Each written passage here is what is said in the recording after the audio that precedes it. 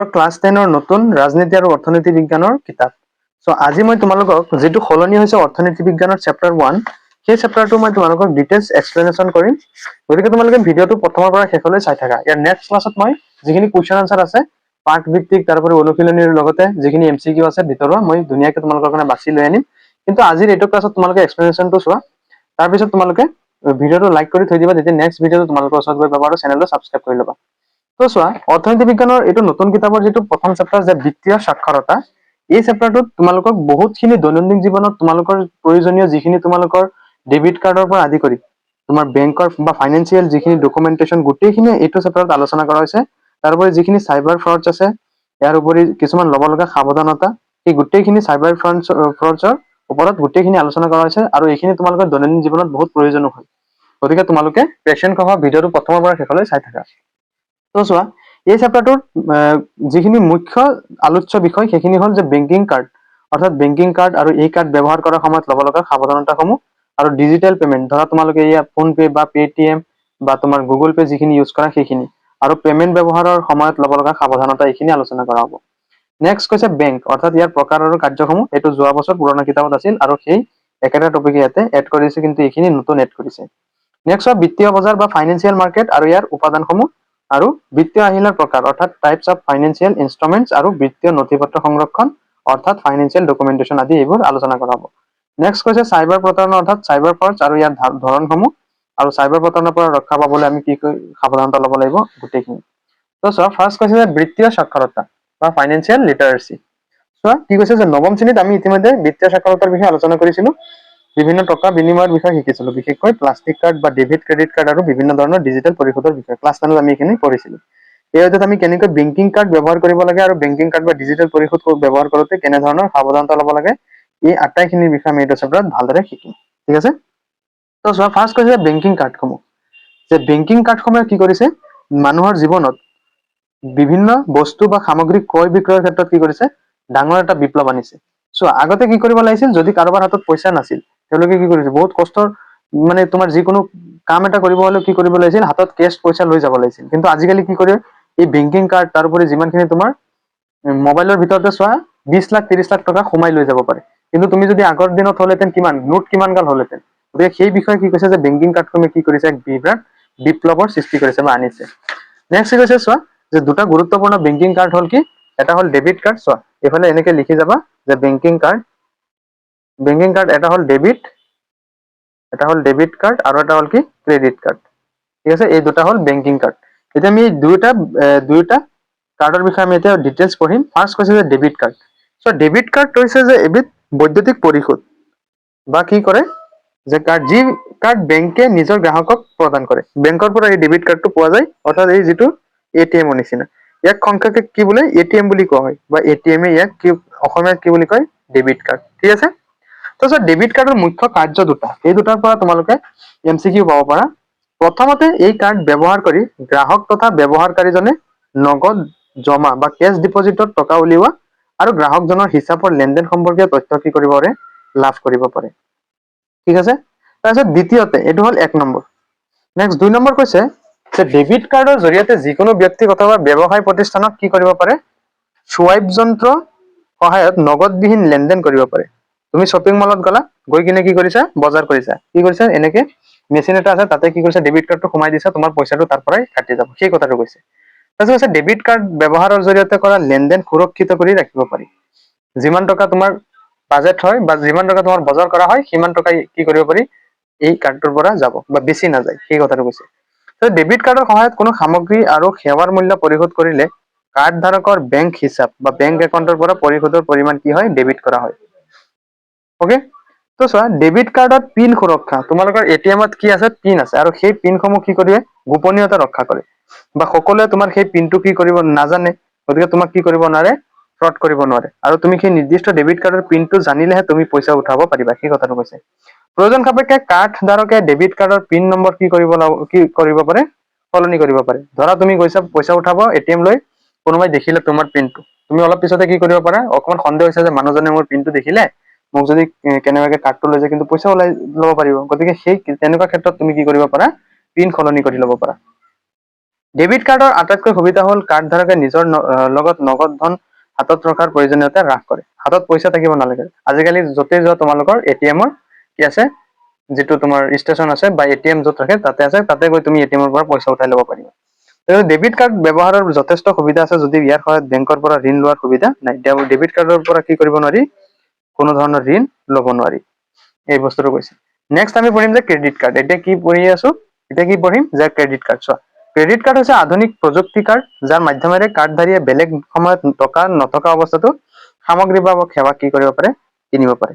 এই কাৰ্ডৰ সহায়ত বেংকে কাৰ্ডধাৰীক অস্থায়ীভাৱে ঋণ দিয়ে, যাতে তেওঁ উপকৰণ বা সেৱাৰ দাম ততালিকে দিব পাৰে আৰু পাছত সেই টকা বেংকক ঘূৰাই দিব লাগে। চোৱা, ক্ৰেডিট কাৰ্ড কেনেকুৱা, তুমি ধৰা কৰবাত কি কৰিছা, কোনো কোচিং ইনষ্টিটিউটত এডমিশ্যন লৈছা, তাতে কি কৰে তেওঁলোকে তোমাৰ পইচাটো কি কৰে, ডাইৰেক্ট তোমাৰ হেৰিৰ পৰা নাকাটে, ক্ৰেডিট কাৰ্ডৰ পৰা। তোমাৰ কি কৰে, নিৰ্দিষ্ট বেংকৰ পৰা কি কৰে, লোন হিচাপে দিয়ে, আৰু সেই নিৰ্দিষ্ট লোনৰ পৰা কি কৰে, কাটি লৈ যায় সেই কোচিঙৰ মানুহজনে, বা য'ত তুমি কি কৰিবা, কোনো এটা কামৰ কাৰণে কি পইচা তুমি তাতে ডিপজিট কৰিবা। এতিয়া কথা হ'ল, সেই তোমাৰ বেংকৰ পৰা যে পইচাটো কাটি লৈ যোৱা নাই, সেই নিৰ্দিষ্ট ক্ৰেডিট কাৰ্ডৰ পৰা যে লৈ গৈছে, সেই ক্ৰেডিট কাৰ্ডে আকৌ কি কৰিব, তোমাৰ অস্থায়ীভাৱে লোন দি দিব, আৰু সেই লোনটো তোমাৰ বেংকৰ পৰা আকৌ কি কৰিব, কাটি ল'ব বা ঘূৰাই দিব পাৰে। সেই কথাটো কৈছে।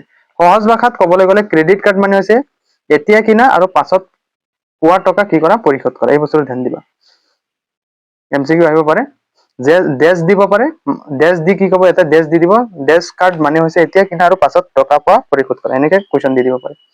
যেতিয়া কোনো ব্যক্তিয়ে ক্ৰেডিট কাৰ্ড ব্যৱহাৰ কৰি ক্ৰয় বিক্ৰয় কৰে, তেতিয়া সেই টকাৰ পৰিমাণ ততালিকে তেওঁলোকৰ বেংক একাউণ্টৰ পৰা কটা নহয়, অলপ পিছত কাটে। বেংকে সেই টকা ঋণ ৰূপে দিয়ে।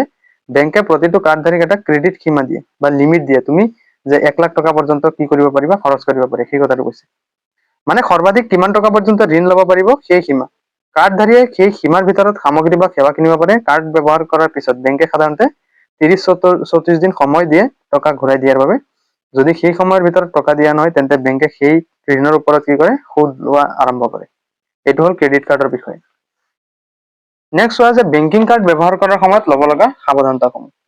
কি কৈছে চোৱা, যে ডেবিট কাৰ্ড আৰু ক্ৰেডিট কাৰ্ড সুৰক্ষিতভাৱে ব্যৱহাৰ কৰিবলৈ কিছুমান গুৰুত্বপূৰ্ণ সাৱধানতা দিছে। যে এটিএমৰ পৰা টকা উলিওৱাৰ সময়ত পিন নম্বৰ ভৰ্তি কৰাৰ সময়ত যাতে আন কোনোবাই চাব নোৱাৰে, তাৰ প্ৰতি সাৱধান হ'ব লাগে। সেইটো কাৰণে এটিএমত গ'লে কোনোবাই যাতে চাই আছে পিনটো, তুমি পিনটো কি কৰিব লাগে, মনে মনে বহুৱাব লাগে।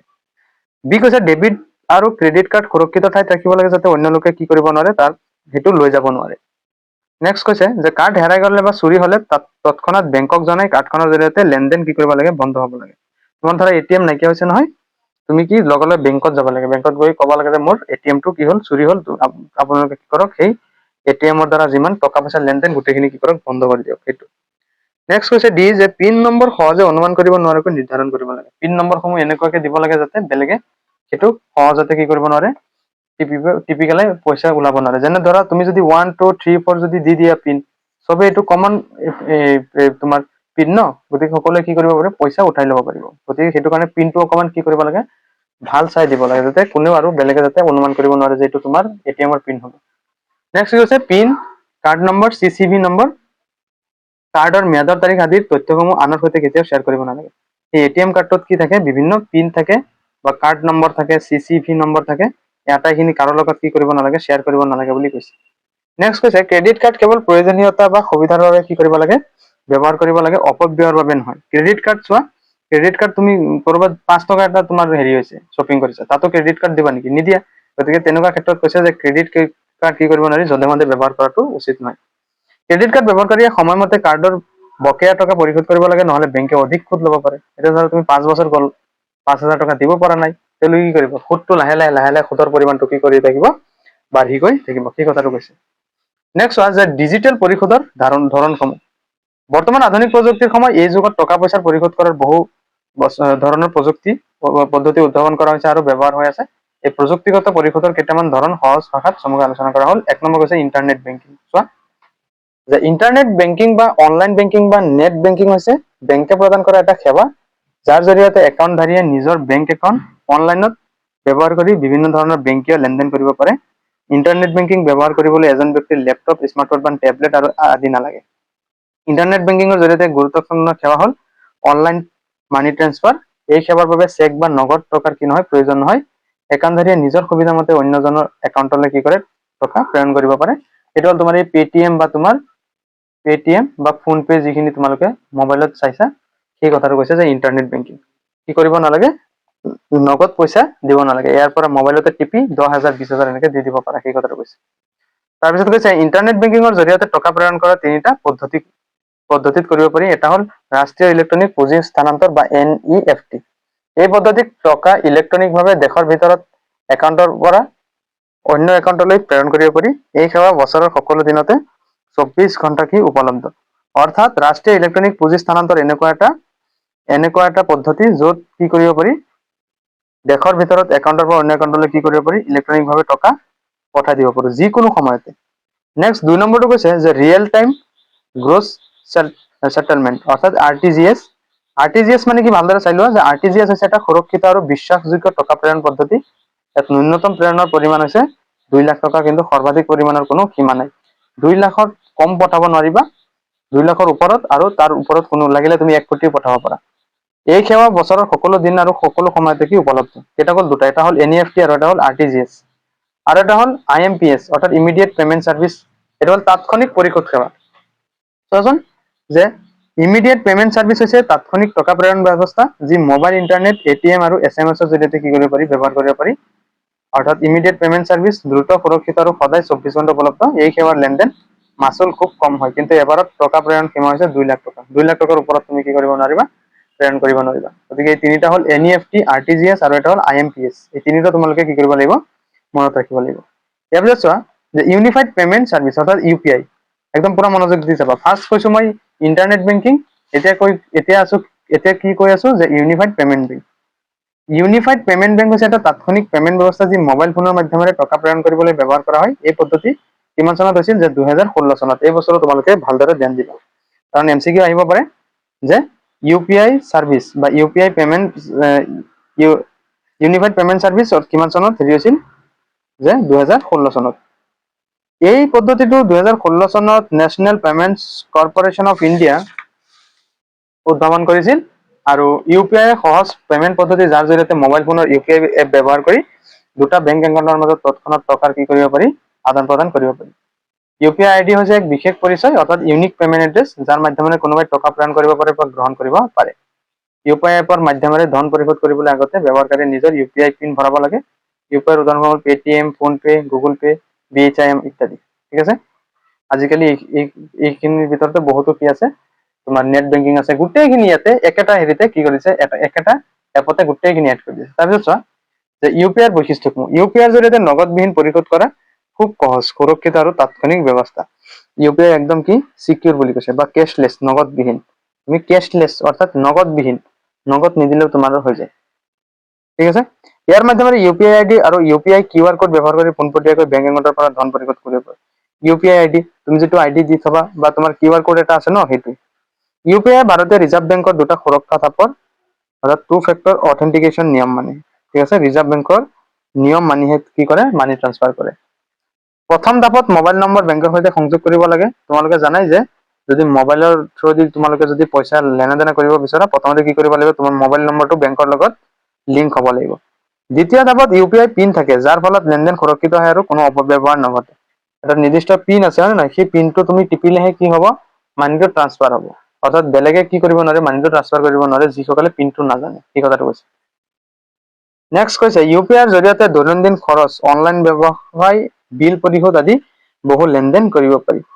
নেক্সট কৈছে সাধাৰণতে UPI লেনদেনৰ দৈনিক সীমা হৈছে 1 লাখ টকা। অৰ্থাৎ তুমি মোবাইলৰ এপৰ থ্ৰুদি কিমান টকা লেনদেন কৰিব পাৰিবা, মেক্সিমাম 1 লাখ টকা। ঠিক আছে, এই কথাটো কৈছে। নেক্সট চোৱা যে ডিজিটেল পৰিশোধ ব্যৱহাৰৰ সময়ত ল'বলগীয়া কিছুমান সাৱধানতা আমাক কৈছে, যে প্ৰযুক্তিৰ দ্বাৰা পৰিশোধ সুৰক্ষিতভাৱে কৰিবলৈ তলত দিয়া সাৱধানতা কি মানি চলা উচিত। 1 নম্বৰ কৈছে যে ৰাজহুৱা ৱাইফাই ব্যৱহাৰ কৰিব মানা কৰিছে। তোমালোকে বহুতে কি কৰে, যে তোমাৰ ৰেল হেৰি ষ্টেচন বিলাকত এটা কি থাকে, ৱাইফাই থাকে, বা তেনেকুৱা বিভিন্ন ৰাজহুৱা স্থানৰ যিখিনি ৱাইফাই, সেই ৰাজহুৱা স্থানৰ ৱাইফাই খিনি তোমালোকে ইউজ নকৰিবা। কাৰণ তাৰ পৰা তোমাৰ কি হয়, যিখিনি তোমাৰ গোপনীয় তথ্য আছে গোটেইখিনি কি হৈ যায়, লিক হোৱাৰ চান্স থাকে। গতিকে ৰাজহুৱা বা যিকোনো মানুহৰ ৱাইফাই ব্যৱহাৰ কৰি তোমালোকে এই মানিসমূহ ট্ৰান্সফাৰ নকৰিবা, চাইবাৰ অপৰাধী বহুত থাকে, সেই কথাটো কৈছে। নেক্সট হৈছে বেংকিং আৰু UPI এপ বিশ্বস্ত আৰু প্ৰামাণিক অৰ্থাৎ ভেৰিফাইড উৎসৰ পৰা ডাউনলোড কৰিব লাগে। এতিয়া চোৱা কিছুমান UPI এপ আছে, ধৰা ফোনপে, পেটিএম, সেইসমূহ কি যে তোমাৰ মোবাইলৰ গুগল পেত পোৱা যায়, কিন্তু এনেকুৱা কিছুমান আছে যে গুগলৰ বা ক্ৰমৰ পৰা এপিকে টাইপৰ, আৰু সেই এপিকে টাইপৰ বস্তুবিলাক কিন্তু বহুত ডেঞ্জাৰ। তোমাক চাইবাৰ অপৰাধীয়ে কি কৰিব পাৰে, তোমাৰ যিখিনি পিন তুমি হেৰি কৰিবা সেইখিনি নাইকিয়া হৈ যাব পাৰে। সেইটো কাৰণে মোবাইলত থকা যিখিনি প্লে ষ্টৰৰ পৰা যিখিনি তোমাৰ ফোনপে বা পেটিএম আছে সেইখিনি ডাউনলোড কৰিব লাগে, আৰু বাকী কোনো এনেকুৱা এপ কি কৰিব নালাগে, ডাউনলোড কৰি ল'ব নালাগে মোবাইলত, নহলে কিন্তু তুমি চাইবাৰ অপৰাধীৰ চকুত পৰি যাবা।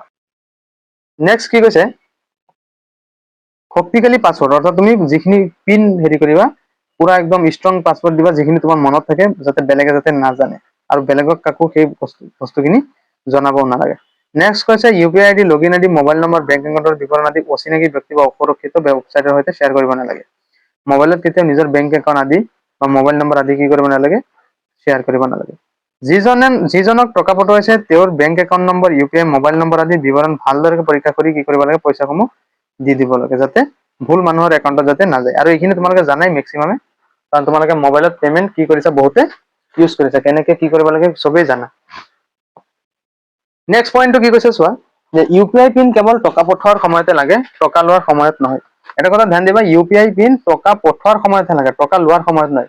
কিছুমান কি কৰে, ফ্ৰডে কি কৰে, তোমাক তেওঁলোকৰ পইচা কি কৰিব, তোমাৰ পৰা কাটি লৈ যাব, আৰু তথাপিও তেওঁলোকে কি কৰে, নিজৰ ইউ পি আই QR কোডটো দি দিয়ে, যাতে তোমাৰ ওচৰৰ পৰা পইচা যায়গে।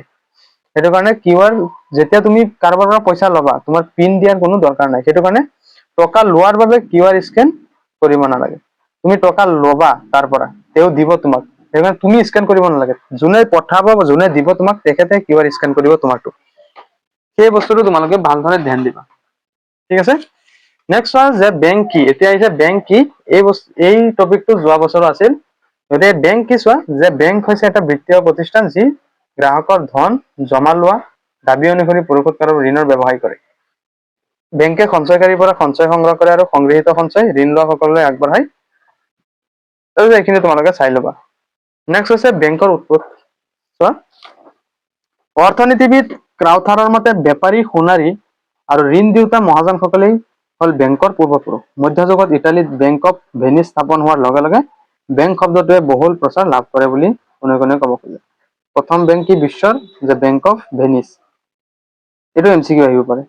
তাৰপিছত চোৱা, যে এই আয়ুক্তসকলক মন্তে বুলি কৈছিল। সেই সময়ত ইটালীৰ বৃহৎ অঞ্চল জাৰ্মান সকলৰ দখলত আছিল। মন্তে শব্দৰ অৰ্থ এইখিনি নালাগে। যে ফৰাচী ভাষাত বেংকি আৰু ইংলেণ্ডত বেংক হৈ পৰিল। ভাৰতবৰ্ষত, এইটো মষ্ট ইম্পৰ্টেণ্ট, আৰু তোমালোকৰ MCQ আহিব, যে ভাৰতবৰ্ষত 1770 চনত প্ৰথমটো বেংক স্থাপন কৰা হৈছিল। ভাৰতৰ প্ৰথমটো বেংক কিমান চনত স্থাপন হৈছিল, 1717, আৰু এই বেংকটোৰ নাম কি আছিল, যে বেংক অফ হিন্দুস্তান। এই বস্তুটো তোমালোকে ধ্যান দিবা, আৰু এই বস্তুটো বহুত ইম্পৰ্টেণ্ট, আৰু পৰীক্ষাত খুব আহি থাকে, ঠিক আছে। গতিকে ভাৰতবৰ্ষৰ প্ৰথমটো বেংক কিমান, 1770 চনত, আৰু সেই বেংকটোৰ নাম কি, যে বেংক অফ হিন্দুস্তান। নেক্সট চোৱা, অসমৰ প্ৰথমটো বেংক কি, যে গুৱাহাটী বেংক, আৰু এই বেংক কিমান চনত স্থাপন হৈছিল, 1926 চনত এই বেংক স্থাপন হৈছিল। এই বস্তুটো চাবা, ঠিক আছে। এই দুটা বস্তু MCQৰ কাৰণে বহুত ইম্পৰ্টেণ্ট। তাৰপিছত বেংকৰ শ্ৰেণী বিভাজন, বেংকৰ শ্ৰেণী বিভাজনসমূহ ইয়াতে দিছে। 1 নম্বৰ কৈছে কেন্দ্ৰীয় বেংক। কেন্দ্ৰীয় বেংকে কি কৰে, কাগজী মুদ্ৰা ছপা কৰে। 2 নম্বৰ বাণিজ্যিক বেংক, বা তোমাৰ ব্যৱসায় বাণিজ্যত সহায় কৰে। 3 নম্বৰ কৈছে আঞ্চলিক গ্ৰাম্য বেংক, যেনে ধৰা এই তোমাৰ অসম গ্ৰামীণ বিকাশ, বা গ্ৰাম্যাঞ্চলৰ মানুহখিনি কি কৰিব পাৰে, সজাগ কৰিবৰ কাৰণে এই বেংকসমূহ হেৰি কৰিছে। নেক্সট হৈছে ভাৰতীয় ঔদ্যোগিক বিকাশ বেংক, ভাৰতীয় ক্ষুদ্ৰ উদ্যোগী বিকাশ বেংক, কৃষি আৰু গ্ৰাম্য উন্নয়নৰ যেনে ৰাষ্ট্ৰীয় বেংক কি, নাবাৰ্ড। কৃষিৰ কাৰণে এটা কি, এইটো নাবাৰ্ড। এই বস্তুটো জানিব লাগিব। ইয়াৰ বাহিৰেও আৰু কেইটামান বেংক আছে, যেনে এছিয়া উন্নয়ন বেংক, বিশ্ব বেংক আদি। এতিয়া আমি এটা এটাকে এইসমূহ বেংকৰ বিষয়ে জানিম। 1 নম্বৰ হৈছে কেন্দ্ৰীয় বেংক। কেন্দ্ৰীয় বেংকে কি কৰে, এই আমাৰ হাতত থকা কাগজী মুদ্ৰাসমূহ ছপা কৰে। চোৱা, কেন্দ্ৰীয় বেংক হৈছে বেংক এখনৰ দেশৰ বেংক ব্যৱস্থাৰ মুৰব্বী বেংক। এই বেংকৰ নীতি নিৰ্দেশনা, এই কেন্দ্ৰীয় বেংকটো মষ্ট ইম্পৰ্টেণ্ট আৰু ৰিপিটেড কুৱেশ্যন, গতিকে তোমালোকে এই বস্তুটো ভালদৰে ধ্যান দি চাবা। এই বেংকৰ নীতি নিৰ্দেশনা অনুসৰি অন্যান্য বেংকসমূহে কাৰ্য সম্পাদন কৰিব লাগে। যেনে ছুইডেনৰ ৰিক্স বেংক হৈছে পৃথিৱীৰ আটাইতকৈ পুৰণি বেংক। ছুইডেনৰ ৰিস্ক বেংক হৈছে আটাইতকৈ পুৰণি কেন্দ্ৰীয় বেংক। এই বেংক স্থাপিত হৈছিল 1656 চনত। ভাৰতবৰ্ষৰ কেন্দ্ৰীয় বেংকৰ নাম কি, যে ভাৰতীয় ৰিজাৰ্ভ বেংক। আৰু এই বেংকটো কিমান চনত স্থাপিত হৈছিল, যে 1935 চনত। অকে, 1947 চনত ভাৰত স্বাধীন হৈছিল, কিন্তু ইয়াৰ আগতে কি হৈছিল, ভাৰতীয় ৰিজাৰ্ভ বেংক, কেন্দ্ৰীয় বেংকটো স্থাপন হৈছিল। এইখিনি বস্তু তোমালোকে মনোযোগ দিবা। নেক্সট চোৱা, যে কেন্দ্ৰীয় বেংকৰ কিছুমান কাম, যে কেন্দ্ৰীয় বেংকে কি কৰে, কাগজী মুদ্ৰা ছপা কৰে। এটা আমাৰ হাতত থকা কাগজী মুদ্ৰাসমূহ। তাৰপিছত কৈছে কেন্দ্ৰীয় বেংকে আমানত মুদ্ৰা বা ঋণ মুদ্ৰাৰ পৰিমাণ নিয়ন্ত্ৰণ কৰে। এই মুদ্ৰা দেশৰ সৰ্বমুঠ মুদ্ৰাৰ এক বৃহৎ অংশ। বাণিজ্যিক বেংকসমূহৰ ঋণদাতা ক্ষমতাৰ ওপৰত আমানত মুদ্ৰা বা ঋণ মুদ্ৰাৰ পৰিমাণ নিৰ্ভৰ কৰে। কেন্দ্ৰীয় বেংকে ঋণ নিয়ন্ত্ৰণ ব্যৱস্থাৱলী গ্ৰহণ কৰি বাণিজ্যিক বেংকসমূহৰ ঋণ প্ৰদান ক্ষমতা নিয়ন্ত্ৰণ কৰিব পাৰে। নেক্সট হৈছে কেন্দ্ৰীয় বেংকে বেংকসমূহৰ বেংক হিচাপে কাৰ্য সম্পাদনা কৰিব লাগে। অৰ্থাৎ যদি বেংকসমূহৰ কিবা কাম হিচাপ নিকাছে কেন্দ্ৰীয় বেংকে কৰে, হয় নহয়? আৰু কেন্দ্ৰীয় বেংক কি অন্য বেংকৰ বিপদৰ বন্ধু। কেতিয়াবা ধৰা কোনো বেংকে কি কৰিছে অকমান আৰ্থিক সংকটনত ভুগি আছে, তেতিয়া কি কৰে কেন্দ্ৰীয় বেংকে কি কৰে সেই বেংকক নিৰ্দিষ্ট বেংকক কি কৰে অকমান সহায় কৰে বা ঋণ দিয়ে। নেক্সট কেন্দ্ৰীয় বেংক চৰকাৰৰ বিত্ত যোগান ধৰে। এতিয়া য'ত ধৰা কিছুমান এতিয়া আমাৰ অসমতে ধৰা অসমতে কিছুমান তোমাৰ জনমূলক আঁচনি হেৰি কৰিব হলে কি কৰিব লাগে পইচাৰ দৰকাৰ। যে কি কৰিব মামাই লগে লগে কি কৰে কেন্দ্ৰীয় বেংকৰ পৰা ধাৰ লৈ লয়, কাৰণ কেন্দ্ৰীয় বেংকে দি আছে আৰু মামাই লৈ আছে। বুজি পাইছা নাই? সেই কথাটোৱে কৈছে যে কেন্দ্ৰীয় বেংক চৰকাৰৰ কি বিত্তৰ যোগান ধৰে। মানে যিমান পইচা লাগে এখন চৰকাৰ চলিব হলে সেই পইচা বা কিবা নাটনি হলে সেই নিৰ্দিষ্ট ৰাজ্যত কোনে দিয়ে? কেন্দ্ৰীয় বেংকে সেইখিনি দিয়ে। নেক্সট কৈছে যে কেন্দ্ৰীয় বেংক হ'ল দেশৰ বৈদেশিক মুদ্ৰাৰ ৰক্ষক। উদাহৰণস্বৰূপে ভাৰতীয় টকাৰ বিপৰীতে বৈদেশিক মুদ্ৰা আহৰণ কৰিব পাৰি। এতিয়া ধৰা কেন্দ্ৰীয় বেংক বৈদেশিক মুদ্ৰাৰ ৰক্ষক। ধৰা এতিয়া মানে কেন্দ্ৰীয় বেংকত কি কৰে পইচা লেনা দেনা কৰে। এতিয়া ধৰক কিছুমান মানুহ টুৰিষ্ট আহে হা, টুৰিষ্ট আহোতে কি কৰে কিছুমান পইচা যে তেওঁলোকৰ দেশৰ পইচা আমাৰ ভাৰতত নচলে, গতিকে কি কৰিব লাগে আহি ইয়াতে টকা সলনি কৰিব লাগে, আৰু সেইখিনি কোনে কৰে যে কেন্দ্ৰীয় বেংকে কৰে। নেক্সট কি কৈছে চোৱা যে কেন্দ্ৰীয় বেংকে বেংকসমূহৰ বাবে পৰিশোধ বেংকৰ কাম কৰে।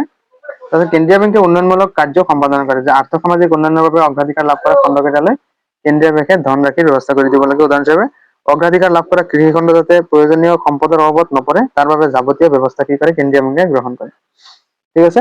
কেন্দ্ৰীয় বেংকৰ অন্যান্য কাৰ্যাৱলীৰ ভিতৰত আছে সময়ে সময়ে দেশৰ আৰ্থিক পৰিস্থিতিৰ খতিয়ান দাঙি ধৰা, সমবায় বেংক আৰু অন্যান্য বিত্তীয় প্ৰতিষ্ঠানসমূহলৈ ঋণৰ যোগান ধৰা, ছাত্ৰ ছাত্ৰীসকললৈ ঋণৰ যোগান ধৰা, কল্যাণমূলক আঁচনিৰ বাবে কি বৰঙণি আগবঢ়োৱা ইত্যাদি। তো এতিয়া চোৱা বাণিজ্যিক বেংকৰ বিষয়ে আমি শিকিম। তো বাণিজ্যিক বেংক মানে কি চোৱা যে যিবিলাক বেংকে কেন্দ্ৰীয় বেংকৰ নিৰ্দেশনা মানি জনসাধাৰণৰ লগত প্ৰত্যক্ষ আৰু পৰোক্ষভাৱে সঞ্চয় মানে জমা কৰা, ঋণ মানে ধাৰ লোৱা, বেপাৰ বাণিজ্য আদিৰ কাৰ্যৰ সৈতে জড়িত কাৰ্য সম্পন্ন কৰে, তেনেবিলাক বেংকক কি বোলে বাণিজ্যিক বেংক বোলে। বৰ্তমান কালত বাণিজ্যিক বেংকৰ কাৰ্যৰ পৰিসৰ দিনক দিনে কি পাইছে বৃদ্ধি পাইছে।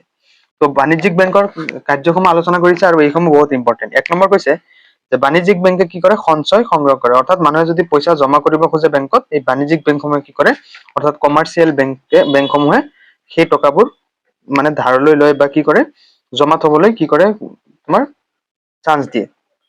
তো কৈছে বাণিজ্যিক বেংকে সঞ্চয় যে সংগ্ৰহ কৰে এই সঞ্চয় তিনি প্ৰকাৰৰ বুলি কৈছে। প্ৰথমতে কৈছে চলিত আমানত অৰ্থাৎ কাৰেণ্ট ডিপজিট, তাৰপিছত কৈছে স্থিৰ আমানত বা ম্যাদী আমানত অৰ্থাৎ ফিক্সড ডিপজিট, আৰু কৈছে সঞ্চয় আমানত বা ছেভিংছ ডিপজিট। চলিত আমানতত সঞ্চয় কৰিলে বা জমা ৰাখিলে সঞ্চয়কাৰীয়ে বা আমানতকাৰীয়ে নিজৰ সঞ্চয় যিকোনো সময়ত চেকৰ যোগেদি কি কৰিব পাৰে ওলাই আনিব পাৰে। স্থিৰ বা কাল আমানত ক্ষেত্ৰত এনে কৰিব নোৱাৰি। এই আমানত উলিয়াই আনিব হলে আমানতকাৰীয়ে বেংকক আগতীয়াকৈ কি কৰিব লাগিব জনাব লাগিব যে মোৰ পইচাৰ দৰকাৰ হৈছে, অমুক তাৰিখে মই পইচা লৈ যাম। তো সঞ্চয় আমানতৰ ক্ষেত্ৰত জমাৰ এটা অংশ আমানতকাৰীয়ে প্ৰয়োজন অনুসৰি উলিয়াই আনিব পাৰে, কিন্তু আনটো অংশ উলিয়াবলৈ হলে বেংকৰ আগতীয়া অনুমতিৰ কি হয় প্ৰয়োজন হয়। এইটো হ'ল বাণিজ্যিক বেংকৰ এক নম্বৰ কাৰ্য। দুই নম্বৰ কাৰ্য হৈছে বাণিজ্যিক বেংকসমূহে ঋণৰ যোগান ধৰে। কৃষক, উদ্যোগপতি, কাৰিকৰ, ঠেলা চালক, ৰিক্সা চালককে ধৰি সমাজৰ বিভিন্ন শ্ৰেণীৰ লোকে বাণিজ্যিক বেংকৰ পৰা কি কৰিব পাৰে ঋণ লাভ কৰিব পাৰে, আৰু এই ঋণ লাভৰ পৰা তেওঁলোকে কি কৰিব পাৰে বিভিন্ন ব্যৱসায় বাণিজ্য আদি কৰিব পাৰে। তাৰপিছত কৈছে এই ঋণৰ ওপৰত ঋণ লওঁতে নিৰ্দিষ্ট হাৰত বেংকক সুদ প্ৰদান কৰিব লাগে। ঋণৰ উচিত ব্যৱহাৰৰ ফলত ঋণ লওঁতাৰ আৰ্থিক স্থিতি কিছু সবল হয়। 2001 চনৰ লোকপিয়ল অনুসৰি ভাৰতবৰ্ষৰ মুঠ জনসংখ্যাৰ 36%হে বেংকত হিচাপ বা একাউণ্ট খুলিছিল। 2011 চনত ই বৃদ্ধি পালে কিমান 59%, আৰু 2014 চনৰ আগষ্ট মাহলৈ মুঠ 210.5 নিযুত লোকে কি কৰিছে বেংকৰ হিচাপ কৰিছে। হিচাপ মানে একাউণ্টক অসমীয়াত হিচাপ বুলি কয়। ঠিক আছে। তো তাৰপিছত চোৱা যে সাধাৰণতে বাণিজ্যিক বেংকে দীঘলীয়া ঋণ আগবঢ়ায় নে? ইয়াৰ কাৰণ হ'ল যে দীঘলীয়া সময়ৰ বাবে ধৰি লোৱা 5 বছৰ, 10 বছৰ বা 15 বছৰ বাবে বেংকে ঋণ আগবঢ়ালে ঋণ পৰিশোধ নকৰা পৰ্যন্ত বেংকে সঞ্চয় ঘূৰাই নাপায়। তেনে পৰিস্থিতিত আমানতকাৰীয়ে নিজৰ সঞ্চয় উলিয়াই আনিব বিচাৰিলে বেংকে সেই সঞ্চয় মোকলাই দিয়াত বিফল হয়। এনেহলে বেংকৰ ওপৰত ৰাইজৰ আস্থা হেৰাই যাব, আনকি সময়ৰ মূৰত বেংকটো কি হৈ যাব, বন্ধ হৈ যাব পাৰে। নেক্সট 3 নম্বৰটো হৈছে বাণিজ্যিক বেংকৰ, যে বাণিজ্যিক বেংকসমূহে ঋণ মুদ্ৰা সৃষ্টি কৰে। অৰ্থাৎ প্ৰাথমিক বা নিষ্ক্ৰিয় আমানতৰ ভিত্তিত বেংকসমূহে উদ্ধৃত বা সক্ৰিয় আমানত সৃষ্টি কৰে। সঞ্চয়কাৰীয়ে বেংকত যি পৰিমাণ সঞ্চয় জমা হয় সেই পৰিমাণটোৱে হ'ল প্ৰাথমিক বা নিষ্ক্ৰিয় আমানত। উদ্ভূত বা সক্ৰিয় আমানত বেংকসমূহে সৃষ্টি কৰে। প্ৰাথমিক আমানত এটা অংশ জমা ৰাখি বাকীখিনি বেংকসমূহে ঋণ হিচাপে আগবঢ়ায়। ঋণ আগবঢ়োৱাৰ লগে লগে মুদ্ৰাৰ সৃষ্টিৰ প্ৰক্ৰিয়া আৰম্ভ হয়। এটা সাধাৰণ উদাহৰণ লোৱা যাওক, যে সঞ্চয়কাৰীয়ে কয় বেংকত 1000 টকা জমা দিলে। কয় কি কৰিছে, 1000 টকা জমা দিলে, এই টকাৰ পৰিমাণ হ'ব প্ৰাথমিক বা নিষ্ক্ৰিয় আমানত। ঠিক আছে, জমা দিছে মানে তেওঁ কি প্ৰাথমিক। ধৰি লোৱা হ'ল যে ইয়াৰে 20% বেংকটোৱে নিজৰ লগত ৰাখি বাকীখিনি অৰ্থাৎ 800 টকা ঋণ হিচাপে আগবঢ়ালে। কি কৰিছে, 1000 টকা দিছিলে, এজনে জমা থৈছিলে, তাৰে পৰা কি কৰিছে 20% আন এজনক কি কৰিছে, ঋণ দি দিছে। তো এতিয়া কি হৈছে, 800 টকা ঋণ হিচাপে আগবঢ়ালে। প্ৰশ্ন হ'ব, বেংকে 20% কিয় ৰাখিছিল, কিয় ৰাখিবলগীয়া হ'ল? সময়ে সময়ে আমানতকাৰী বা সঞ্চয়কাৰীয়ে বেংকৰ পৰা টকা উলিয়াই ল'বলৈ আহিব আৰু সেই টকাসমূহ পূৰণ কৰিব এই টকাসমূহৰ দ্বাৰা। গতিকে এইখিনি তোমালোকে ভালদৰে পঢ়ি ল'বা। আৰু এনেদৰে বাণিজ্যিক বেংকসমূহে কি কৰে, ঋণ মুদ্ৰা সৃষ্টি কৰে। নেক্সটটো হৈছে যে বাণিজ্যিক বেংকৰ অন্যান্য কাৰ্যাৱলীৰ ভিতৰত আছে আমানতকাৰীৰ মূল্যৱান অলংকাৰ পাতি, গুৰুত্বপূৰ্ণ নথিপত্ৰ ইত্যাদিৰ সংৰক্ষক হিচাপে কাৰ্য সম্পাদন কৰে। আমানতকাৰীৰ সা সম্পত্তিৰ ন্যাসৰক্ষী হিচাপে এই বেংকে কি কৰে, কাৰ্য সমাধান কৰে। ঠিক আছে, চেফটিত ৰাখে আৰু বস্তুখিনি, সেইটো কৈছে। নেক্সট কৈছে যে ভাৰতীয় ঔদ্যোগিক উন্নয়ন বেংক অৰ্থাৎ IDBI, industrial development bank of India. যে IDBI অৰ্থাৎ ভাৰতীয় ঔদ্যোগিক উন্নয়ন বেংক কিমান চনত স্থাপন হৈছিল, যে 1964 চনত স্থাপন হৈছিল। আৰু ইয়াৰে মুখ্য কাৰ্যসমূহ যিকোনো তোমালোকে তিনিটা শিকি থবা, যে উদ্যোগিক প্ৰতিষ্ঠানসমূহলৈ বৃত্তি সাহায্য প্ৰদান কৰে। তাৰপিছত নেক্সট এইটো শিকিবা যিটো সহজ, যে অৰ্থনৈতিকভাৱে পিছপৰা অঞ্চলসমূহৰ উদ্যোগলৈ ৰেহাই সুদৰ হাৰত এই বেংকে কি কৰে, ঋণ আগবঢ়ায়। আৰু বেংকটোৱে প্ৰশিক্ষণৰ জৰিয়তে উদ্যোগবিহীন জিলাসমূহত ঔদ্যোগিক উদ্যম বৃদ্ধিৰ বাবে কি কৰে, আগভাগ লয়। নেক্সট চোৱা, যে আঞ্চলিক গ্ৰাম্য বেংক অৰ্থাৎ RRB, ৰিজনেল ৰুৰেল বেংক। যে আঞ্চলিক গ্ৰাম্য বেংক আৰু এই বেংকটো কিমান চনত স্থাপন হৈছিল, যে 1975 চনত 5টা আঞ্চলিক গ্ৰাম্য বেংক স্থাপন কৰা হৈছিল। এই বেংকে সম্পাদনা কৰা কাৰ্য হ'ল যে বেপাৰী মহাজনসকলৰ পৰা অত্যধিক সুদ দি ঋণ লোৱা, গাঁওবাসীলৈ অতি কম সুদৰ হাৰত কি কৰে, ঋণ প্ৰদান কৰি দুখীয়া গাঁওবাসীক সকাহ দিয়ে। ধৰা কিছুমান গাঁৱত কি কৰে, বেপাৰী বা ধনী ধনী মানুহ থাকে আৰু সেইখিনিয়ে কি কৰে, সমাজৰ দুখীয়া মানুহখিনি কি কৰে, বহুত হাৰত কি কৰে, সুদ দিয়ে। আৰু সেই সুদৰ ৰেহাই পোৱাবলৈ গাঁওবাসী কি কৰে, আঞ্চলিক গ্ৰাম্য বেংকে সুদ দিয়ে। একেবাৰে কম ইণ্টাৰেষ্টত সুদ দি মানুহখিনিক কি কৰে, অকমান সকাহ দিয়ে। 2 নম্বৰ কৈছে গ্ৰাম্য সঞ্চয় সংগ্ৰহ কৰি বিভিন্ন উৎপাদনমূলক কাৰ্যত সেই সঞ্চয় কি কৰে, ব্যয় কৰে। ভাৰতবৰ্ষৰ বৰ্তমান 2014 চনত কৈছে 57টা আঞ্চলিক গ্ৰাম্য বেংক কি কৰি আছে, এতিয়াও এক্টিভ বা কাৰ্যকৰী হৈ আছে। নেক্সট, যে কৃষি আৰু গ্ৰাম্য উন্নয়নৰ ৰাষ্ট্ৰীয় বেংক অৰ্থাৎ নাবাৰ্ড। এইটো হ'ল মোষ্ট ইম্পৰ্টেণ্ট, যে national bank of agriculture and rural development. এইটো তোমাৰ পৰীক্ষাত অহাৰ খুব চান্স আছে আৰু MCQ আহিব, যে 1982 চনত নাবাৰ্ড বেংক স্থাপন কৰা হয়। গ্ৰাম্য ঋণৰ ক্ষেত্ৰত ৰিজাৰ্ভ বেংকে যিবোৰ কাৰ্য সম্পাদনা কৰি আহিছিল, সেই আটাইবোৰৰ কাৰ্য নাবাৰ্ডলৈ কি কৰা হ'ল, স্থানান্তৰ কৰা হ'ল। যে গ্ৰাম্য ঋণৰ ক্ষেত্ৰত গাঁৱৰ যিখিনি ঋণ আছে সেইখিনি কাক দি দিলে, নাবাৰ্ডক দি দিলে। চ' এতিয়া নাবাৰ্ডে সম্পাদনা কৰা কিছুমান কাৰ্য হ'ল, যে গাঁও অঞ্চলত যিমানবোৰ অনুষ্ঠান বিনিয়োগ আৰু উৎপাদনৰ সৈতে জড়িত হৈ আছে, সেই আটাইবোৰৰ শীৰ্ষ বিত্ত যোগানকাৰী প্ৰতিষ্ঠান হ'ল কি, নাবাৰ্ড। ঠিক আছে, চ' নাবাৰ্ডৰ যিকোনো 4টা বা 3টা কাম শিকি থবা। নেক্সট কৈছে ঋণ প্ৰদান প্ৰক্ৰিয়া, আঁচনিৰ পুনৰীক্ষণ আৰু পৰ্যালোচনা, প্ৰশিক্ষণ আদিৰ সুদৃঢ়কৰণৰ উদ্দেশ্যে নাবাৰ্ডে কি কৰে, ব্যৱস্থা গ্ৰহণ কৰে। নেক্সট, সকলোবোৰ বিত্তীয় প্ৰতিষ্ঠান ভাৰত চৰকাৰ, ৰাজ্য চৰকাৰ, ৰিজাৰ্ভ বেংক ইত্যাদিৰ সৈতে নাবাৰ্ডে কি কৰে, সমন্বয় ৰক্ষা কৰে। ঠিক আছে, গতিকে এইখিনি চাবা। নেক্সট আহিছে ভাৰতীয় ক্ষুদ্ৰ উদ্যোগ বেংক অৰ্থাৎ SIDBI অৰ্থাৎ small industries development bank of India. তো এইটো চোৱা, যে 1989 চনত সংসদত SIDBI আইন গৃহীত হয় আৰু 1990 চনৰ SIDBI কাৰ্যকৰী হৈ উঠে। SIDBI মুখ্য কাৰ্যালয় লক্ষ্ণৌত অৱস্থিত। এইটো বহুত ইম্পৰ্টেণ্ট আৰু MCQ আহিব, যে ভাৰতীয় ক্ষুদ্ৰ উদ্যোগ উন্নয়ন বেংকৰ মুখ্য কাৰ্যালয় ক'ত অৱস্থিত, তোমালোকে ক'ব লাগিব যে লক্ষ্ণৌত। তো ইয়াৰে ভাৰতীয় ক্ষুদ্ৰ উদ্যোগ উন্নয়ন বেংকৰ কিছুমান কাৰ্য বা কাম হ'ল, যে ক্ষুদ্ৰ উদ্যোগসমূহৰ বাবে উন্নত প্ৰযুক্তিবিদ্যা আৰু আধুনিকৰণৰ ব্যৱস্থা কৰা। ধৰা গাঁৱত সৰু এটা ইণ্ডাষ্ট্ৰি খুলিছে আৰু সেই ইণ্ডাষ্ট্ৰিটোক কি কৰা, ডেভেলপমেণ্ট কৰাৰ মানে দায়িত্ব কাৰ, ভাৰতীয় ক্ষুদ্ৰ উদ্যোগ উন্নয়ন বেংক অৰ্থাৎ SIDBI। নেক্সট 2 নম্বৰ যে ক্ষুদ্ৰ উদ্যোগ খণ্ডত উৎপাদিত সামগ্ৰীৰ বাবে বজাৰৰ সুবিধা কৰি দিয়ে। ধৰা সৰু সৰু যিখিনি ইণ্ডাষ্ট্ৰি আছে সেইখিনিৰ বাবে কি কৰি দিয়ে, বজাৰ বা ভাল দামত যাতে বেচিব পাৰে সেইটোৰ সুবিধা কৰি দিয়ে। তাৰপিছতে অৰ্ধনগৰ এলেকাত ক্ষুদ্ৰ উদ্যোগসমূহত অধিক নিয়োগৰ ব্যৱস্থা কৰি গাঁও আৰু অৰ্ধনগৰ এলেকাৰ চহৰলৈ জনসংখ্যাৰ বহিৰ্গমন ৰোধ কৰা আৰু ৰাজ্যিক বিত্ত নিগম, ঔদ্যোগিক নিগম, ব্যৱসায়িক বেংক, সমবায় বেংক আৰু আঞ্চলিক গ্ৰাম্য বেংকসমূহলৈ অৰ্থ সাহায্য আগবঢ়োৱা এই অনুষ্ঠানবোৰৰ যোগেদি ক্ষুদ্ৰ উদ্যোগলৈ ঋণ আগবঢ়োৱা ইত্যাদি হ'ল তোমাৰ ভাৰতীয় ক্ষুদ্ৰ উদ্যোগ বেংক অৰ্থাৎ SIDBI ৰ কাৰ্য। যিকোনো দুটা শিকি থবা, কিন্তু ইয়াৰে এই বস্তুটো তোমালোকৰ MCQৰ কাৰণে বহুত ইম্পৰ্টেণ্ট। ঠিক আছে, চ' এতিয়া আমি নেক্সট আগবাঢ়ো যে বেংক ব্যৱস্থা বহিৰ্ভূত বা অনা বেংক বিত্তীয় প্ৰতিষ্ঠানসমূহ। বেংকৰ দৰে অনা বেংক বিত্তীয় প্ৰতিষ্ঠানসমূহে সঞ্চয়কাৰীৰ পৰা সঞ্চয় বা আমানত সংগ্ৰহ কৰে আৰু সেই সঞ্চয় বিভিন্ন জনলৈ কি কৰে, ঋণ হিচাপে আগবঢ়ায়। কিন্তু বেংকৰ ক্ষেত্ৰত যিদৰে চেকৰ জৰিয়তে সঞ্চয়কাৰীয়ে নিজৰ জমা ধন উলিয়াই আনিব পাৰে, অনা বেংক প্ৰতিষ্ঠানসমূহে চেকৰ যোগান নধৰে আৰু সেয়ে চেকৰ জৰিয়তে এনেবোৰ প্ৰতিষ্ঠানৰ পৰা সঞ্চয়কাৰীয়ে নিজৰ জমা ধন উলিয়াই অনাৰ সুযোগ লাভ নকৰে। তদুপৰি বেংকৰ ক্ষেত্ৰত জমাকাৰীৰ সঞ্চয় বীমা আঁচনি থাকে, কিন্তু অনা বেংক প্ৰতিষ্ঠানসমূহত এনে বীমাকৰণৰ কি নাথাকে, ব্যৱস্থা নাথাকে। তো এইখিনি তোমালোকে চাবা। নেক্সট আহিছো যে বিত্তীয় বজাৰ অৰ্থাৎ ফাইনেন্সিয়েল মাৰ্কেট। তো ইয়াতে কি কৈছে চোৱা, যে কোম্পানী এটা চলিবলৈ কি টকাৰ প্ৰয়োজন হয়, লগতে কোম্পানীৰ বৃদ্ধি আৰু আধুনিকীকৰণৰ বাবে অতিৰিক্ত টকাৰ কি হয়, প্ৰয়োজন হয়। কোম্পানী এটাতো খুলি থলে নহব, হয় নে নহয়? তাৰপিছত কৈছে কোম্পানীৰ আকাৰ বৃদ্ধি হোৱাৰ লগে লগে টকাৰ প্ৰয়োজনীয়তাও কি হয়, বৃদ্ধি হয়। এতিয়া প্ৰশ্ন কৰিছে যে কোম্পানীসমূহে এনে বৃহৎ পৰিমাণৰ টকা কেনেকৈ সংগ্ৰহ কৰে?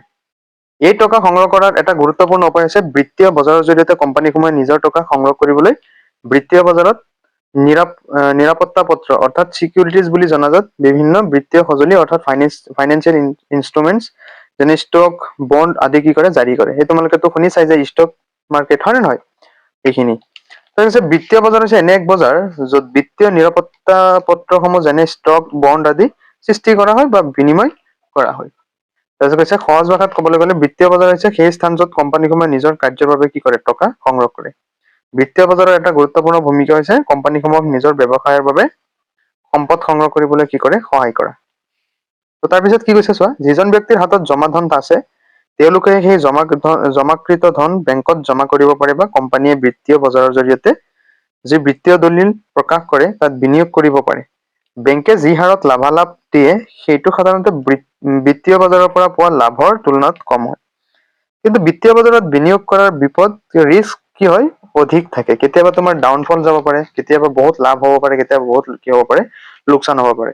ধৰা কিছুমান বাহিৰৰ দেশত কি হয়, কোম্পানী কিছুমান আছে, এমাজন বা এনেকুৱা ধৰা কিছুমান কোম্পানী আছে নহয়, তো সেই কোম্পানীসমূহক কি কৰে, বহুতে পইচা ইনভেষ্ট কৰে। কিন্তু কেতিয়াবা যদি কি হয়, ইণ্টাৰনেশ্যনেল বা এনেকুৱা কিবা যদি কি হয়, যুদ্ধ বিগ্ৰহ হয় বাহিৰা দেশত, তেতিয়া কি হয়, বহুত লোকচান হয়, সেই কথাটো কৈছে। তাৰপিছত কৈছে ভাৰতত বিত্তীয় বজাৰৰ নিয়ন্ত্ৰক হৈছে ভাৰতীয় নিৰাপত্তা পত্ৰ আৰু বিনিয়োগ বোৰ্ড অৰ্থাৎ SEBI। SEBI 12 এপ্ৰিল 1992 চনত securities and exchange board of India act 1992ৰ অধীনত কি হৈছিল, স্থাপিত হৈছিল। আৰু এই বস্তুসমূহ এই সংস্থাটোৱে কি কৰে, আটাইবিলাক মানে তোমাৰ চোৱা চিতা কৰে। তাৰপিছত কি কৈছে চোৱা, বিত্তীয় বজাৰৰ অংশসমূহ, যে বিত্তীয় বজাৰ মূলতঃ দুই ভাগত, যেনে মুদ্ৰা বজাৰ আৰু মূলধনী বজাৰ অৰ্থাৎ মানি মাৰ্কেট আৰু কেপিটেল মাৰ্কেট। তাৰপিছত কি কৈছে চোৱা, যে মুদ্ৰা বজাৰ কম সময়ৰ লেনদেনৰ বাবে ব্যৱহাৰ কৰা হয়, কিন্তু মূলধনী বা পুঁজি বজাৰ দীঘলীয়া সময়ৰ বিনিয়োগ আৰু নিৰাপত্তা পত্ৰ বেচা কিনাৰ বাবে ব্যৱহাৰ হয়। এই অধ্যায়ত আমি মাত্ৰ পুঁজি বজাৰ সম্বন্ধে শিকিম, যে মূলধনী বা পুঁজি বজাৰৰ দুটা অংশ, এটা হৈছে প্ৰাথমিক বজাৰ আৰু অন্যটো হৈছে গৌণ বজাৰ। তো প্ৰথমতে চোৱা প্ৰাথমিক বজাৰ কি কৈছে। প্ৰাথমিক বজাৰত প্ৰথমবাৰ নতুন নিৰাপত্তা পত্ৰ যেনে শ্বেয়াৰ, বণ্ড আদি প্ৰকাশ কৰা হয়। শ্বেয়াৰ মাৰ্কেট শুনিছাইতো, সেইকাৰণে এই বজাৰক কি বোলে, নিউ ইছ্যু বজাৰ অৰ্থাৎ NIM বুলিও কোৱা হয়। এই বজাৰে সঞ্চয়কৰ্তা যেনে পৃথক ব্যক্তিসকল আৰু গৃহক পৰিয়ালসমূহৰ পৰা কি কৰে, ধন সংগ্ৰহ কৰে আৰু সেই ধন প্ৰয়োজনীয় কোম্পানীসমূহলৈ কি কৰে, পঠাবলৈ সহায় কৰে। তো কোনো কোনো কোম্পানীয়ে নিজৰ ব্যৱসায় আৰম্ভ কৰিবলৈ বা প্ৰসাৰতা বৃদ্ধিৰ বাবে এই ধনৰ ব্যৱহাৰ কৰে। প্ৰাথমিক বজাৰত নিৰাপত্তা পত্ৰ প্ৰকাশ কৰাৰ অন্যতম মুখ্য পদ্ধতি হৈছে ইনিচিয়েল পাব্লিক অফিচাৰ অৰ্থাৎ IPO। নেক্সট আমি 2 নম্বৰ পঢ়িম যে গৌণ বজাৰ চোৱা অৰ্থাৎ ছেকেণ্ডাৰী মাৰ্কেট কি কৈছে, প্ৰাথমিক বজাৰত যিবিলাক নিৰাপত্তা পত্ৰ কোম্পানীয়ে প্ৰকাশ কৰে সিহঁতক পিছত গৌণ বজাৰত ক্ৰয় বিক্ৰয় কৰা হয়। ঠিক আছে, অৰ্থাৎ গৌণ বজাৰত ইতিমধ্যে থকা নিৰাপত্তা পত্ৰসমূহৰ বেচা কিনা হয়। সেই বজাৰত কি হয়, ষ্টক বজাৰ বা এক্সচেঞ্জ বুলিও কোৱা হয়। ষ্টক এক্সচেঞ্জ হৈছে এনে এটা প্ৰতিষ্ঠান য'ত আগতে প্ৰকাশিত নিৰাপত্তা পত্ৰ ক্ৰয় বিক্ৰয় কৰা হয়। চ' এতিয়া কৈছে ভাৰতত দুটা প্ৰধান ষ্টক এক্সচেঞ্জ আছে, এটা হ'ল নেশ্যনেল ষ্টক এক্সচেঞ্জ অৰ্থাৎ NSE আৰু বোম্বাই ষ্টক এক্সচেঞ্জ অৰ্থাৎ BSE। ঠিক আছে, ইয়াতে কৈছে প্ৰাইমাৰী মাৰ্কেট মানে প্ৰথমবাৰ নিৰাপত্তা পত্ৰ প্ৰকাশ হোৱা বজাৰ। নেক্সট হৈছে সেকেন্ডাৰী মাৰ্কেট মানে ইতিমধ্যে থকা নিৰাপত্তা পত্ৰ ক্ৰয় বিক্ৰয়ৰ বজাৰ। এই দুয়োটা তোমালোকৰ MCQৰ কাৰণে আহিব পাৰে। ঠিক আছে, সো এতিয়া আমি নেক্সট পঢ়িম যে বিত্তীয় বজাৰৰ ভূমিকা বা আমাক কেনেদৰে সহায় কৰিছে। তো চোৱা যে এই বজাৰে যিসকল মানুহক ধন সঞ্চয় কৰে আৰু যিসকলক উৎপাদনশীল বিনিয়োগৰ বাবে ধনৰ প্ৰয়োজন হয় দুয়োগৰাকী কি কৰে সংযোগ স্থাপন কৰে। প্ৰথমতে কৈছে যে সঞ্চয় প্ৰচলন। বিত্তীয় বজাৰে মানুহ আৰু পৰিয়ালসমূহক উৎসাহিত কৰে যাতে তেওঁলোকে ৰাশিকৃত ধন নিজৰ লগত ব্যৱহাৰ নকৰাকৈ ৰাখি থোৱাৰ পৰিৱৰ্তে বিত্তীয় বজাৰত শ্বেয়াৰ বণ্ড আদিত বিনিয়োগ কৰি লাভান্বিত হ'ব পাৰে। এইদৰে সঞ্চয় কৰা ধনক উৎপাদনশীল বিনিয়োগত পৰিণত কৰিব পৰা যায়, যাৰ ফলত দেশৰ কি হয় অৰ্থনীতিৰ বৃদ্ধি ঘটে। খ হৈছে যে সম্পদৰ কাৰ্যকৰী বণ্টন অৰ্থাৎ এফিচিয়েণ্ট এলোকেশ্যন অফ ৰিচোৰ্চেছ। যে বিত্তীয় বজাৰে নিশ্চিত কৰে যে ধন সেই উদ্যোগ আৰু ক্ষেত্ৰসমূহলৈ যায় য'ত ইয়াক আটাইতকৈ অধিক ফলপ্ৰসূভাৱে ব্যৱহাৰ কৰিব পৰা যায়। ইয়াৰ ফলত অৰ্থনীতিৰ সমন্বিত আৰু দীৰ্ঘস্থায়ী বৃদ্ধি কি হয় সম্ভৱ হয়। ঠিক আছে, তাৰপিছত এইখিনি তোমালোকে চাই ল'বা যে বিত্তীয় নিৰাপত্তা পত্ৰ তাৰলতা প্ৰদান অৰ্থাৎ NSE আৰু BSEৰ দৰে ষ্টক এজেন্টসমূহে বিনিয়োগকাৰীক নিজৰ কি কৰে নিৰাপত্তা পত্ৰ সহজে কিনিবলৈ আৰু বিক্ৰী কৰিবলৈ সুবিধা প্ৰদান কৰে। ফলত কি হয় বিনিয়োগকাৰীসকলৰ প্ৰয়োজন অনুসৰি নিজৰ বিনিয়োগক কি কৰে নগদ টকালৈ পৰিৱৰ্তন কৰিব পাৰে। নেক্সট খ হৈছে যে উদ্যোগ বিকাশত উৎসাহিত কৰে। যে ভাৰতীয় কোম্পানীসমূহে শ্বেয়াৰ বণ্ড আৰু ঋণ পত্ৰ আদি বিত্তীয় আহিলাসমূহ কি কৰে বিলি অৰ্থাৎ ইস্যু কৰি নিজৰ ব্যৱসায় আধুনিকীকৰণ আৰু বিস্তাৰ কৰিবলৈ প্ৰয়োজনীয় ধন কি কৰে সংগ্ৰহ কৰে। নেক্সট অৰ্থনীতি স্থিৰতা অৰ্থাৎ ইকনমিক ষ্টেবিলিটি। শক্তিশালী আৰু সুচলভাৱে কাৰ্য কৰা বিত্তীয় বজাৰে অৰ্থনীতিত স্থিৰতা বজাই ৰাখিবলৈ কি কৰে সহায় কৰে। তো এইখিনি শেষ হ'ল। এতিয়া আমি নেক্সট বিত্তীয় আহিলা বা সঁজুলিৰ প্ৰকাৰ অৰ্থাৎ টাইপছ অফ ফাইনেন্সিয়েল ইনষ্ট্ৰুমেণ্টছ সমূহ পঢ়িম। এক নম্বৰ কৈছে যে ষ্টক। যে বিত্তীয় বজাৰত কিছুমান বিত্তীয় সঁজুলি হৈছে ষ্টক আৰু নেক্সট হৈছে বণ্ড।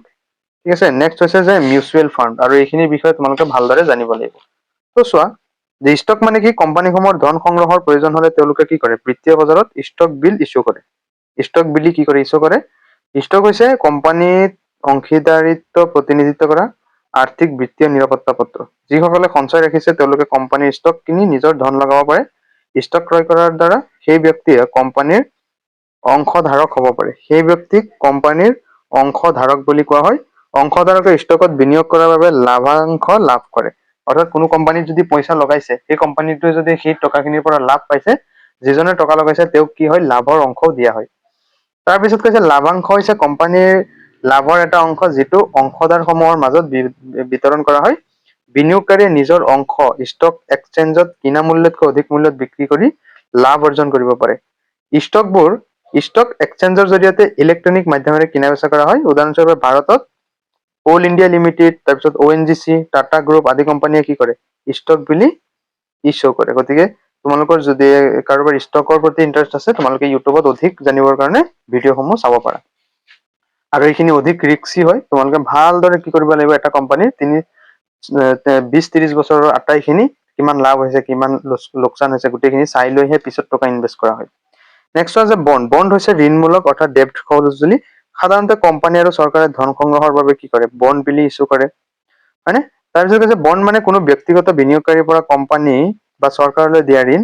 ঋণ গ্ৰাহকে নিৰ্দিষ্ট সময়ৰ বাবে এই ঋণৰ ওপৰত নিৰ্দিষ্ট সুদ দিবলৈ সন্মত হয়। এই সুদ সাধাৰণতে স্থিৰ থাকে যাৰ জৰিয়তে ঋণদাতা ব্যক্তিয়ে নিশ্চিতভাৱে আয় লাভ কৰে। বণ্ডৰ এটা নিৰ্দিষ্ট পৰিশোধৰ ম্যাদৰ তাৰিখ অৰ্থাৎ মেচিউৰিটি ডেট থাকে য'ত মূল নীতি ঋণৰ পৰিমাণ ঋণদাতা ব্যক্তিক প্ৰদান কৰা হয়। চৰকাৰে ৰাজহুৱা প্ৰকল্পৰ বাবে ঋণ সংগ্ৰহৰ উদ্দেশ্যে বণ্ড বিলি কি কৰে ইস্যু কৰে।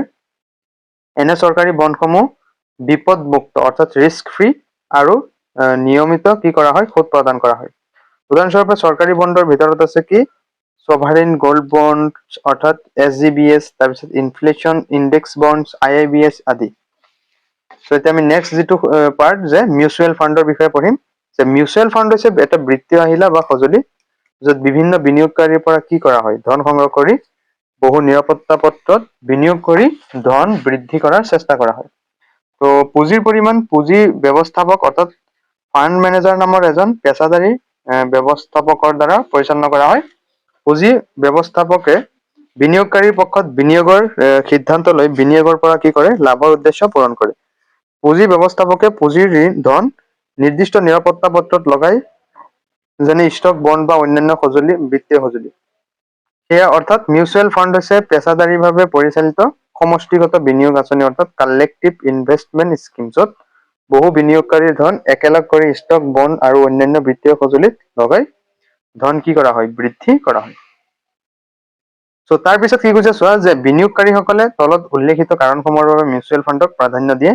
যে মিউচুৱেল ফাণ্ডক কিয় যিবিলাক মানুহে কি কৰে টকা ইনভেষ্ট কৰে তেওঁলোকে কিয় প্ৰিফাৰ কৰে বা প্ৰাধান্য কিয় দিয়ে।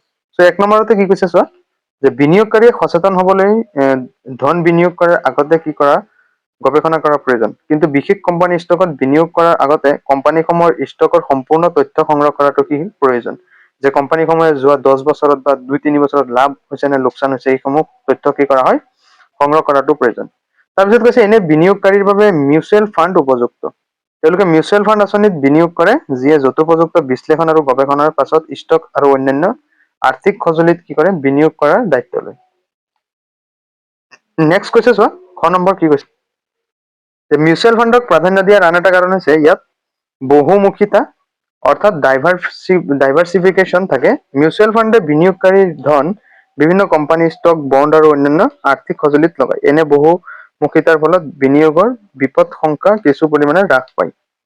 গ কৈছে যে মিউচুৱেল ফাণ্ড ইউনিট ক্ৰয় কৰা সহজ আৰু ইয়াৰ বাবে বিনিয়োগৰ মূল্য অতি কম। নেক্সট কৈছে যে পদ্ধতিগত বিনিয়োগ আঁচনি অৰ্থাৎ চিষ্টেমেটিক ইনভেষ্টমেণ্ট প্লেন SIP। ই হৈছে যে মিউচুৱেল ফাণ্ডত নিৰ্দিষ্ট পৰিমাণৰ ধন নিয়মিতভাৱে বিনিয়োগ কৰাৰ ব্যৱস্থা।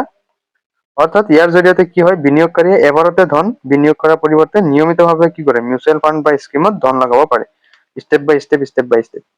তাৰপিছত SIPৰ দ্বাৰা বিনিয়োগকাৰীয়ে নিৰ্দিষ্ট পৰিমাণৰ ধন নিয়মিতভাৱে সাপ্তাহিক, মাহেকীয়া বা গোটৰ নিচিনা এইখিনি, তাৰপিছত এইখিনি তোমালোকে পঢ়ি ল'বা। ইয়াৰ ফলত বিনিয়োগকাৰী বেংক একাউণ্টৰ পৰা নিৰ্দিষ্ট ধন নিয়মিতভাৱে মিউচুৱেল ফাণ্ডত স্বয়ংক্ৰিয়ভাৱে কি কৰা হয়, স্থানান্তৰিত হয়।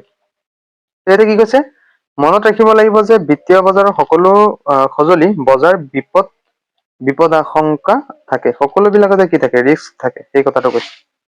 কাৰণ কেতিয়াবা মাৰ্কেট কি হ'ব পাৰে, তোমাৰ বহুত আপ যাব পাৰে বা কেতিয়াবা মাৰ্কেট কি হয়, বহুত ডাউন যায়। তো এতিয়া কি কৈছে যে বিত্তীয় নথিপত্ৰ অৰ্থাৎ ফাইনেন্সিয়েল ডকুমেণ্টেশ্যন, এই অধ্যায়ত আমি দুটা নথিপত্ৰৰ বিষয়ে জানিম। এটা হৈছে পান কাৰ্ড আৰু এটা হৈছে আধাৰ কাৰ্ড। চ' পান কাৰ্ড আৰু আধাৰ কাৰ্ড তোমালোকেতো জানাই যে পান কাৰ্ডত কেইটা অংক থাকে, 10টা অংক থাকে, হয় নে নহয়। আৰু আধাৰ কাৰ্ডৰ বিষয়েতো তোমালোকে জানাই, আধাৰ কাৰ্ডৰ বিষয়ে আৰু কি ক'ম, সকলোৰেতো আধাৰ কাৰ্ড থাকেই, হয় নে নহয়। তো এতিয়া আমি এই দুটাৰ বিষয়ে পঢ়িম। প্ৰথমতে চোৱা পান কাৰ্ড কি কৈছে, যে এইখিনিৰ পৰা কিন্তু তোমালোকৰ পৰীক্ষাত এইবাৰ কুৱেশ্যন আহিবই মেট্ৰিকত। তো কি কৈছে, যে পান অৰ্থাৎ স্থায়ী একাউণ্ট নম্বৰ হৈছে 10 অংকৰ আখৰ আৰু সংখ্যাৰ নম্বৰ, যিটো ভাৰত চৰকাৰৰ আয়কৰ বিভাগৰ দ্বাৰা জাৰিত হয়। এই বস্তুৰ কিন্তু MCQ আহিব পাৰে, যে পান কাৰ্ড কিহৰ দ্বাৰা জাৰিত হয়, যে ভাৰত চৰকাৰৰ আয়কৰ।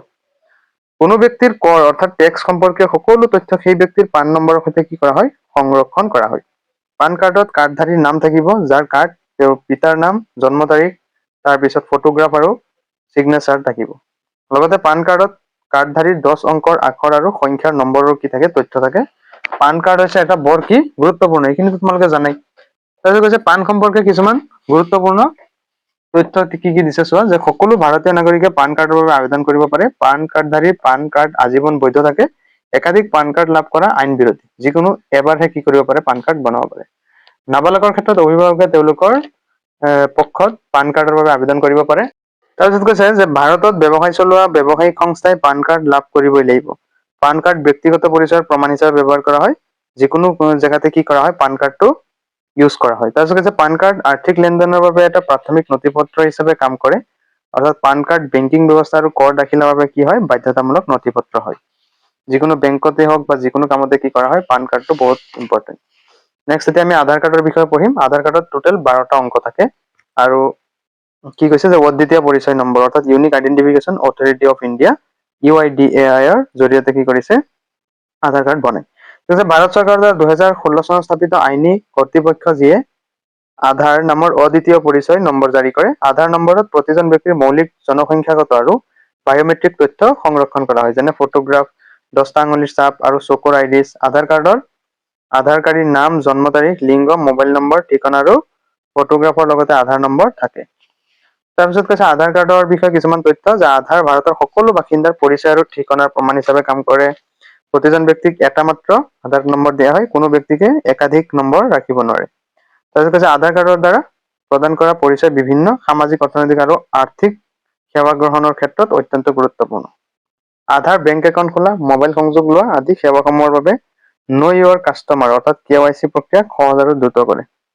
তোমালোকেতো KYCৰ বিষয়ে জানিছাই বেংকত গ'লে। ইয়াৰ জৰিয়তে চৰকাৰী সেৱা, সুবিধা আৰু অনুদান লাভ কৰাত কি হয়, সুযোগ প্ৰদান কৰা হয়।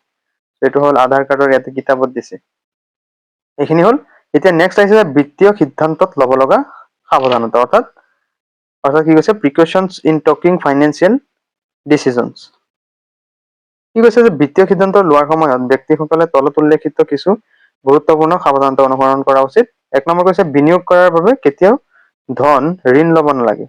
কেতিয়াও তোমালোকে কি কৰিব নালাগে, কিছুমান মানুহ আছে না ঋণ লৈ কি কৰে, মিউচুৱেল ফাণ্ডত লগায়। তেতিয়া ঋণ লৈ আনিছা, কি পিছত যদি তোমাৰ লোকচান হৈ যায়, তোমাৰ ইফালেও লোকচান সিফালেও লোকচান, মানে মানুহজন একদম ঋণত মৰি যাব। গতিকে কি কৰিব নালাগে, তোমাৰ হাতত যদি টকা ৰাহি হৈছে তেতিয়াহে তুমি কি কৰিব লাগে, মিউচুৱেল ফাণ্ডত লগাব লাগে, নহলে লগাব নালাগে। নেক্সট হৈছে ক্ৰেডিট কাৰ্ডক কেতিয়াও বিনামূলীয়া ধন বুলি ভাবিব নালাগে। ব্যক্তিয়ে নিজৰ আয় আৰু সামৰ্থ্য অনুসৰি কি কৰা উচিত, খৰচ কৰা উচিত আৰু কেৱল নিজৰ সামৰ্থ্যৰ ভিতৰত অহা প্ৰয়োজনীয় বস্তুবোৰহে কি কৰা উচিত, ক্ৰয় কৰা উচিত। এইখিনি কথা কৈছে যে বেছি বেছি টকা কি কৰিব দিয়া নাই, খৰচ নকৰিব নালাগে।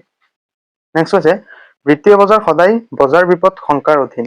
ষ্টক, বণ্ড বা মিউচুৱেল ফাণ্ডৰ দৰে কোনো বিত্তীয় সঁজুলিত বিনিয়োগ কৰাৰ আগতে সেই সঁজুলি, কোম্পানী আৰু সম্পৰ্কিত সকলো তথ্য ভালদৰে জানি বুজি লোৱাৰ পিছতহে কি কৰা উচিত, সিদ্ধান্ত লোৱা উচিত। নেক্সট হৈছে অতি কম সময়ৰ ভিতৰত অধিক লাভ বা সুদ দিয়া বুলি প্ৰতিশ্ৰুতি থকা কোনো বিনিয়োগ পৰিকল্পনাত কেতিয়াও ভৰসা কৰা উচিত নহয়। কিছুমান আছে নহয় 2-3 দিনৰ কাৰণে আহে, খুব এপ খুলিব, খুলি কি কৰিব, মানুহক টকা তাতে জমা থবলৈ ক'ব, পিছত নাইকিয়া হৈ যায়, সেই কথাটো কৈছে। গতিকে তেনেকুৱা বিলাক কি কৰিব নালাগে, বিশ্বাস কৰিব নালাগে। নেক্সট হৈছে সদায় ভাৰতীয় ৰিজাৰ্ভ বেংক অৰ্থাৎ RBI আৰু ভাৰতীয় নিৰাপত্তা পত্ৰ আৰু বিনিয়োগ বৰ্ডৰ নিৰ্দেশনা অনুসৰি অনুসৰণ কৰা উচিত। মেছেজ, ইমেইল বা ছচিয়েল মিডিয়াৰ জৰিয়তে অহা অসৎ বিত্তীয় উপদেষ্টাৰ পৰামৰ্শ কেতিয়াও ভৰসা কৰা উচিত নহয়। কিছুমানে কি কৰিব পাৰে, হেক কৰিব পাৰে। গতিকে কি কৰা উচিত যে RBI বা SEBI এৰ দ্বাৰা স্বীকৃতিপ্ৰাপ্ত হ'ব লাগিব। বিনিয়োগৰ সিদ্ধান্ত লোৱাৰ সময়ত কেতিয়াও অধিক লাভৰ লোভ কৰিব নালাগে। লোভত পৰি সিদ্ধান্ত ল'লে নিজৰ কঠিন পৰিশ্ৰমে উপাৰ্জন কৰা ধন হেৰুৱাৰ সম্ভাৱনা থাকে। এইখিনি হ'ল। এতিয়া আহিছে মেইন হেৰিলৈ, যে চাইবাৰ ফ্ৰড, যে চাইবাৰে কেনেদৰে মানুহৰ কি কৰে, টকা লুটি লৈ যায়। সেইখিনিৰ ওপৰতো তোমালোকে নিশ্চয় কি কৰিব লাগিব, সাৱধানতা অৱলম্বন কৰিব লাগিব। তো এই টপিকটো ভালদৰে চাবা, কাৰণ এইবাৰ নতুন এড কৰিছে আৰু ইয়াৰ পৰা কুৱেশ্যন আহিব। চাইবাৰ প্ৰতাৰণা বুলি সেইসকলৰ অনলাইনত অপৰাধ কোৱা হয়, য'ত কোনো ব্যক্তি ইন্টাৰনেটৰ জৰিয়তে আনজনক প্ৰবঞ্চনা কৰি টকা বা ব্যক্তিগত তথ্য সংগ্ৰহ কৰে। এই ধৰণৰ প্ৰতাৰণাৰ লক্ষ্য হৈছে মানুহক ভুল পথেৰে প্ৰলোভিত কৰি তেওঁলোকৰ বেংকৰ গোপন তথ্য লোৱা বা টকা পঠাবলৈ বাধ্য কৰা। উদাহৰণস্বৰূপে অনলাইন বেংকিং প্ৰতাৰণা, ক্ৰেডিট কাৰ্ড প্ৰতাৰণা, পৰিচয় চুৰি আৰু বিনিয়োগ প্ৰতাৰণা। সহজ ভাষাত চাইবাৰ প্ৰতাৰণা হৈছে অনলাইনত কৰা কাৰ্য, য'ত কোনোবাই ভুল পথেৰে ঠগ প্ৰবঞ্চনা কৰি তেওঁৰ টকা বা গোপন তথ্য লাভ কৰে। চাইবাৰ প্ৰতাৰণাত জড়িত লোকসকল আইনমতে দণ্ডনীয়। এতিয়া চোৱা চাইবাৰ প্ৰতাৰণাৰ ধাৰণাসমূহ, যে টাইপছ অফ চাইবাৰ ফ্ৰড কেনেদৰে কৰে। 1 নম্বৰ অনলাইন বেংকিং বা আৰু ক্ৰেডিট কাৰ্ড প্ৰতাৰণা। এই ধৰণৰ প্ৰতাৰণাত চাইবাৰ অপৰাধীয়ে ভুক্তভোগীৰ অনলাইন বেংকিং বা ক্ৰেডিট কাৰ্ডৰ তথ্য চুৰ কৰে, তাৰ পিছত সেই তথ্য ব্যৱহাৰ কৰি বেংক একাউণ্টৰ পৰা কি কৰে, টকা লুটে। নেক্সট হৈছে বিনিয়োগ প্ৰতাৰণা। এই ধৰণৰ প্ৰতাৰণাত ভুৱা বিনিয়োগৰ প্ৰস্তাৱ দিয়া হয়, অৰ্থাৎ কয় যে তোমালোকে ইয়াতে যদি পইচা থোৱা ইমান ইমান লাভ পাবা। গতিকে এইটোতো বুজি পাইছাই, সেইখিনি আমাক এনেকে কৰি প্ৰতাৰণা কৰে। নেক্সট কৈছে পৰিচয় চুৰি, অৰ্থাৎ এই ধৰণৰ প্ৰতাৰণাত অপৰাধীয়ে ভুক্তভোগীৰ ব্যক্তিগত তথ্য যেনে নাম, ঠিকনা, বেংক আদি চুৰ কৰে, তাৰ পাছত সেই তথ্য ব্যৱহাৰ কৰি ভুক্তভোগীৰ পৰিচয় গ্ৰহণ কৰি অপৰাধ কৰে, টকা উপাৰ্জন কৰে। নেক্সট হৈছে মুক্তিপণৰ দাবী, বা ইয়াক কোৱা হয় ৰেনচম ৱেৰ। এই ধৰণৰ প্ৰতাৰণাত এক ক্ষতিকাৰক কম্পিউটাৰ প্ৰগ্ৰামৰ জৰিয়তে ভুক্তভোগীৰ কম্পিউটাৰ ফাইলসমূহ তালাবদ্ধ কৰি ৰাখে। চাইবাৰ অপৰাধীয়ে ভুক্তভোগীৰ পৰা সেই ফাইলসমূহ খোলাৰ বাবে টকা মুক্তিপণৰ বাবে কি কৰে, দাবী কৰে। নেক্সট হৈছে ফিচিং। এই ধৰণৰ প্ৰতাৰণাত চাইবাৰ অপৰাধীয়ে সামাজিক যোগাযোগ, ভুৱা ইমেইল, মেছেজ বা ৱেবছাইট লিংক প্ৰেৰণ কৰে। গতিকে যিকোনো লিংক মোবাইলত অহাৰ লগে লগে সেইটোত ক্লিক কৰাটো কি নহয়, উচিত নহয়। যিবোৰ সঁচা যেন দেখুৱায়, ইয়াৰ উদ্দেশ্য হৈছে ভুক্তভোগীজনক প্ৰবঞ্চনা কৰি তেওঁলোকৰ ব্যক্তিগত বা বেংক সম্পৰ্কীয় তথ্য দিবলৈ বাধ্য কৰে।